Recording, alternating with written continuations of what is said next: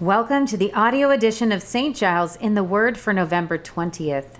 Our readings today come from the New International Version, and we are reading 2 Corinthians 11 and Ezekiel 27 together today. We begin in the New Testament. I hope you will put up with me in a little foolishness. Yes, please put up with me. I am jealous for you with a godly jealousy. I promised you to one husband, to Christ, so that I might present you as a pure virgin to him. But I am afraid that just as Eve was deceived by the serpent's cunning, your minds may somehow be led astray from your sincere and pure devotion to Christ. For if someone comes to you and preaches a Jesus other than the Jesus we preached, or if you receive a different spirit from the spirit you received, or a different gospel from the one you accepted, you put up with it easily enough. I do not think I am in the least inferior to those super apostles. I may indeed be untrained as a speaker, but I do have knowledge. We have made this perfectly clear to you in every way. Was it a sin for me to lower myself in order to elevate you by preaching the gospel of God to you free of charge? I robbed other churches by receiving support from them so as to serve you. And when I was with you and needed something, I was not a burden to anyone, for the brothers who came from Macedonia supplied what I needed. I have kept myself from being a burden to you in any way, and will continue to do so. As surely as the truth of Christ is in me, nobody in the regions of Achaia will stop this boasting of mine. Why? Because I do not love you? God knows I do. And I will keep on doing what I am doing in order to cut the ground from under those who want an opportunity to be considered equal with us in the things they boast about. For such people are false apostles, deceitful workers, masquerading as apostles of Christ. And no wonder, for Satan himself masquerades as an angel of light. It is not surprising, then, if his servants also masquerade as servants of righteousness. Their end will be what their actions deserve. I repeat, let no one take me for a fool, but if you do, then tolerate me just as you would a fool, so that I may do a little boasting. In this self-confident boasting, I am not talking as the Lord would, but as a fool. Since many are boasting in the way the world does, I too will boast.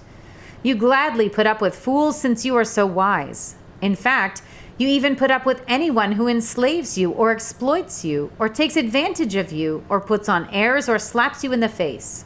To my shame, I admit that we were too weak for that. Whatever anyone else dares to boast about, I am speaking as a fool, I also dare to boast about. Are they Hebrews? So am I. Are they Israelites? So am I. Are they Abraham's descendants? So am I. Are they servants of Christ? I am out of my mind to talk like this. I am more. I have worked much harder, been in prison more frequently, been flogged more severely, and been exposed to death again and again. 5 times I received from the Jews the 40 lashes minus 1. 3 times I was beaten with rods. Once I was pelted with stones. 3 times I was shipwrecked. I spent a night and a day in the open sea. I have been constantly on the move. I have been in danger from rivers, in danger from bandits, in danger from my fellow Jews, in danger from Gentiles, in danger in the city, in danger in the country, in danger at sea, and in danger from false believers. I have labored and toiled and have often gone without sleep. I have known hunger and thirst and have often gone without food. I have been cold and naked. Besides everything else, I face daily the pressure of my concern for all the churches. Who is weak, and I do not feel weak? Who is led into sin, and I do not inwardly burn? If I must boast, I will boast of the things that show my weakness. The God and Father of the Lord Jesus, who is to be praised forever, knows that I am not lying. In Damascus, the governor under King Aretas had the city of the Damascenes guarded in order to arrest me, but I was lowered in a basket from a window in the wall and slipped through his hands.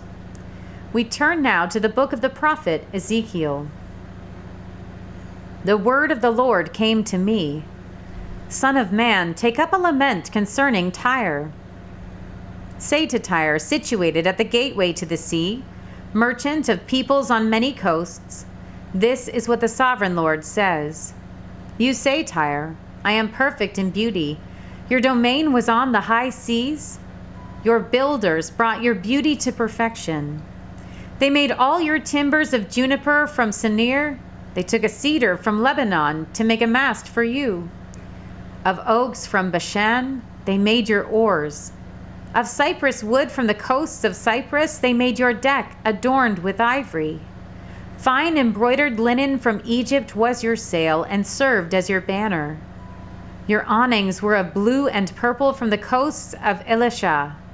Men of Sidon and Arvad were your oarsmen. Your skilled men Tyre were aboard as your sailors. Veteran craftsmen of Byblos were on board as shipwrights to caulk your seams. All the ships of the sea and their sailors came alongside to trade for your wares. Men of Persia, Lydia, and Put served as soldiers in your army. They hung their shields and helmets on your walls, bringing you splendor. Men of Arvad and Helek guarded your walls on every side. Men of Gamad were in your towers. They hung their shields around your walls. They brought your beauty to perfection. Tarshish did business with you because of your great wealth of goods. They exchanged silver, iron, tin, and lead for your merchandise. Greece, Tubal, and Meshech did business with you. They traded human beings and articles of bronze for your wares. Men of Beth Togarmah exchanged chariot horses, cavalry horses, and mules for your merchandise. The men of Rhodes traded with you, and many coastlands were your customers. They paid you with ivory tusks and ebony. Aram did business with you because of your many products. They exchanged turquoise, purple fabric, embroidered work, fine linen, coral, and rubies for your merchandise. Judah and Israel traded with you. They exchanged wheat from Minnith and confections, honey, olive oil, and balm for your wares. Damascus did business with you because of your many products and great wealth of goods. They offered wine from Helbon, wool from Zahar, and casks of wine from Mizal in exchange for your wares, wrought iron, cassia, and calamus. Dedan traded in saddle blankets with you. Arabia and all the princes of Kedar were your customers. They did business with you in lambs, rams, and goats. The merchants of Sheba and Ramah traded with you. For your merchandise, they exchanged the finest of all kinds of spices and precious stones and gold. Haran, Caneh, and Eden, and merchants of Sheba, Asher, and Kilmad traded with you. In your marketplace, they traded with you beautiful garments, blue fabric, embroidered work, and multicolored rugs with cords twisted and tightly knotted. The ships of Tarshish serve as carriers for your wares. You are filled with heavy cargo as you sail the sea. Your oarsmen take you out to the high seas, but the east wind will break you to pieces far out at sea. Your wealth, merchandise, and wares, your mariners, sailors, and shipwrights, your merchants, and all your soldiers, and everyone else on board will sink into the heart of the sea on the day of your shipwreck. The shorelands will quake when your sailors cry out.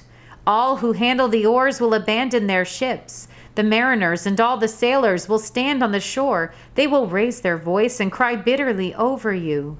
They will sprinkle dust on their heads and roll in ashes. They will shave their heads because of you and will put on sackcloth. They will weep over you with anguish of soul and with bitter mourning. As they wail and mourn over you, they will take up a lament concerning you. Who was ever silenced like Tyre, surrounded by the sea? When your merchandise went out on the seas, you satisfied many nations with your great wealth and your wares. You enriched the kings of the earth. Now you are shattered by the sea and the depths of the waters. Your wares and all your company have gone down with you. All who live in the coastlands are appalled at you. Their kings shudder with horror, and their faces are distorted with fear. The merchants among the nations scoff at you. You have come to a horrible end, and will be no more. Here ends the reading for today.